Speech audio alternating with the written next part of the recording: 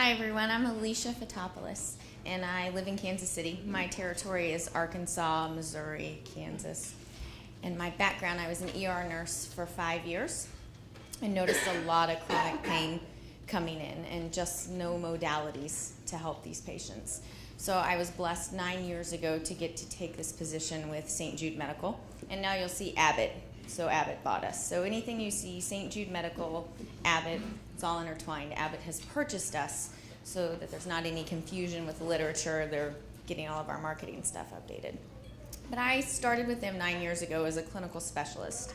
So I've covered Kansas City, Missouri, Arkansas, spinal cord stimulators. Show of hands in people doing research, how many have done research on spinal cord stimulators? CRPS, RSD, perfect. Also a show of hands, how many are suffering from upper extremity only? Hands, neck, okay.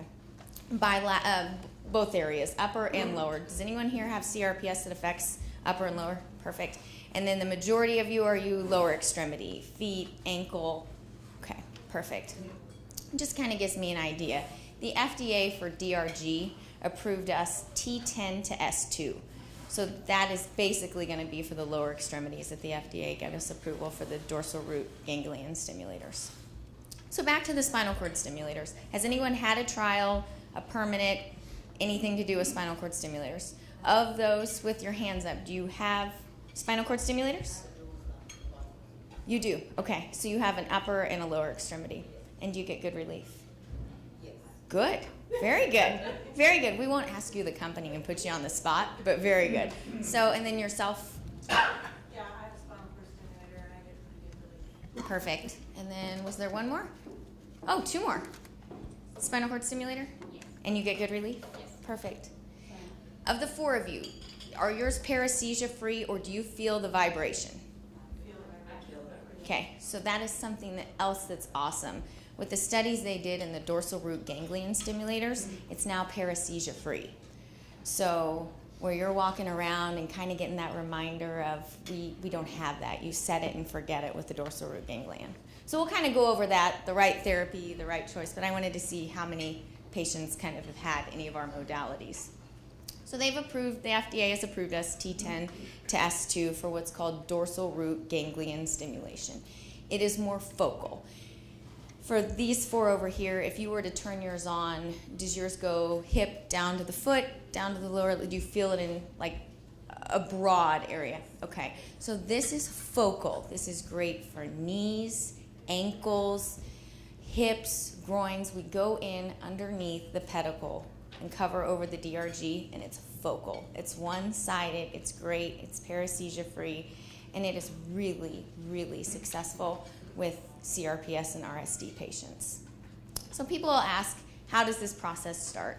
Show of hands for who has had epidural injections, selective nerve root blocks, any of those procedures done in a pain clinic. So most of the time that is where you start. So they go in and they have these done. If your physician chooses that a spinal cord stimulator or a dorsal root ganglion stimulation is the right thing for you, there is a trial process.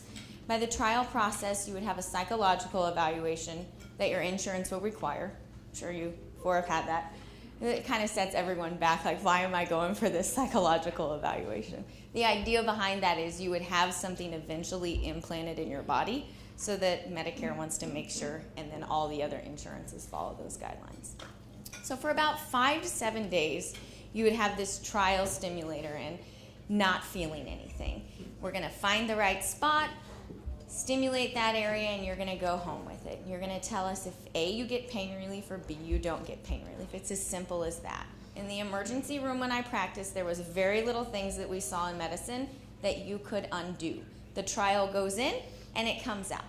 If you love it, you go forward with the permanent procedure, and your physician determines that you're a good candidate. If you hate it, it comes out. It's similar to an epidural procedure. So the leads would just come out. And that is very exciting to know that there's something in medicine, to me, that you have a choice that you can go forward with it or not. So it's a great, great selection. Once you would have the permanent procedure, it's a small battery implanted in your back. The most common question I get is, will you see it? Well, it is implanted. It's like a pacemaker technology. And they usually put it on either opposite side of which you're smiling. You could probably tell us where it is. So, but we did an accurate study. And the accurate study showed that 84% of the patients at 12 months had significant pain relief. And in this study were CRPS RSD patients with ankle pain, foot pain. I have a guy in Kansas City who went to an orthopedic surgeon, middle-aged, working, goes to an orthopedic surgeon and said, I want my leg cut off below the knee. And the orthopedic surgeon looked at him and said, there's just no way that I can do this. And he said, the pain is there, it's constant, I cannot live with it anymore, take my leg off below the ankle. Thankfully, and you'll get to meet the physician, we've done great education to these orthopedic surgeons that say, hey, these patients with CRPS, RSD, send them our way. Give them the chance to let us do a dorsal root ganglion stimulation on them, a trial. So he sends it over to the pain physician who has been trained. We have over 300 that we've selected in the United States, and it's awesome. They go through a 14-hour rigorous training program. We hand-selected the top pain physicians, and they had to go to this training in Dallas. They were educated on identifiers, they know what to look for, they know the proper patient, and they know how to go in and treat this chronic regional pain.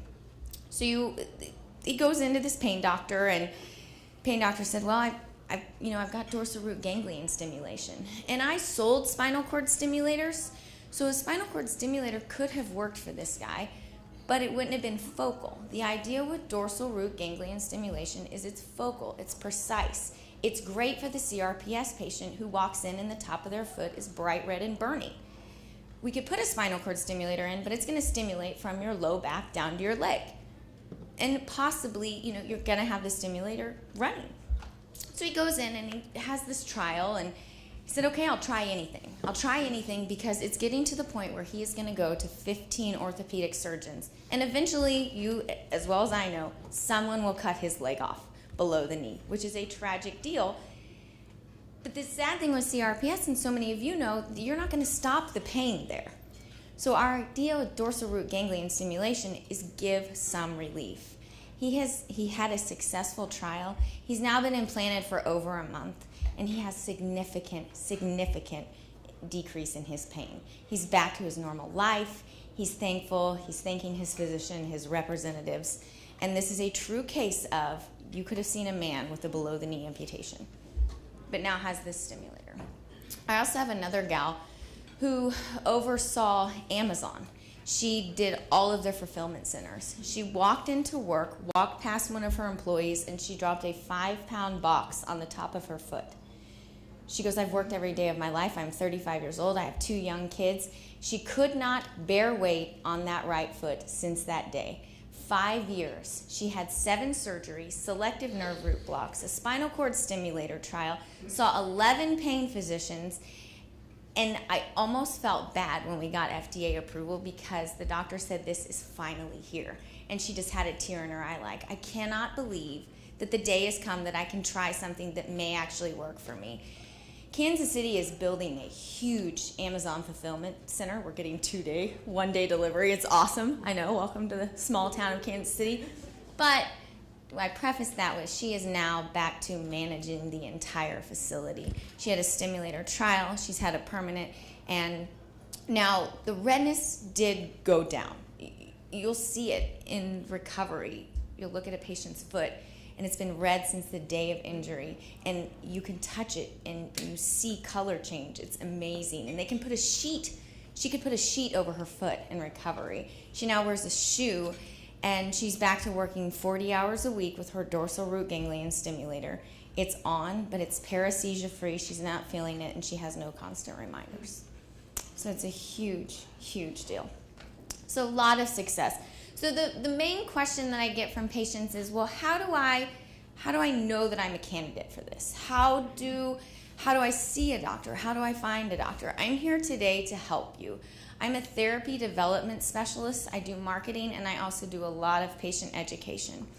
So what I can do as a resource to you is take as much information from you. We have one typically in every 4-state area. There is someone like myself who's trained and we will get you in contact with a physician that's trained. We will give you the education.